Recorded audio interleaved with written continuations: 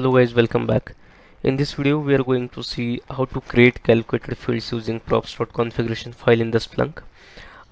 If you have not seen my previous video, which talks about what is calculated fields in the Splunk, so I would recommend you to first watch that video before proceeding with this today's session. So here is the outline. We'll quickly understand what is calculated fields, then we'll understand the format in the props.configuration file, and yes, in the end we are going to see the demo how to create these fields in your events. So format in props.configuration is really very simple, but before proceeding, I would like to tell you that we never modify the props.configuration file in the application's default folder.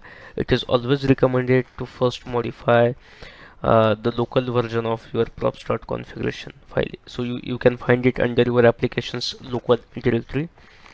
So yeah, that's you have to remember. Then syntax is quite simple. There is a section, and after that you have a eval hyphen, which is a key, and equal to, you have to specify the expression which is a value for that key.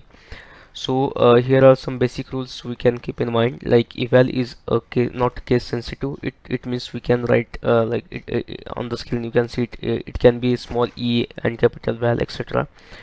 And but eval hyphen is a compulsory statement attached to your field name, and the field name is always case sensitive in the Splunk context.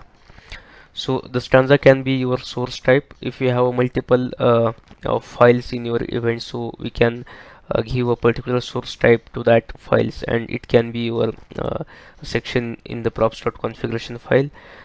You can also specify the host, which will have the all set of events or data on your machine, or you can apply, you can give the source which will identify the particular source in that particular file or source in that event. So here is the example with a host. So host colon colon your PC name, and you have to provide the expression to calculate the new field. So let's quickly move to the demo. Yeah, so here I'm in the search application of the Splunk, and I would like to search events from the internal index. So we'll look for the last 15-minute events from this index. Yeah, so we want to create a field based on the source type. So I would choose a particular source type from this available source type. So let's say Splunk DUI access is the source type that we have chosen, and it will also have the multiple fields based on the source files which it has. So here we can see there are many fields in the left side.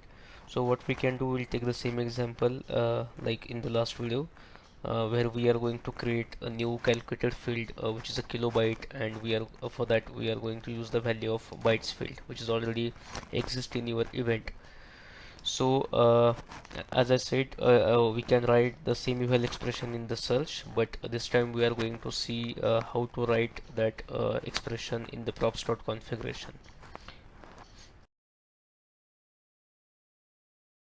Yeah, so I'm accessing the props.configuration file from the local folder of search application, and I'll paste here the syntax of calculated fields.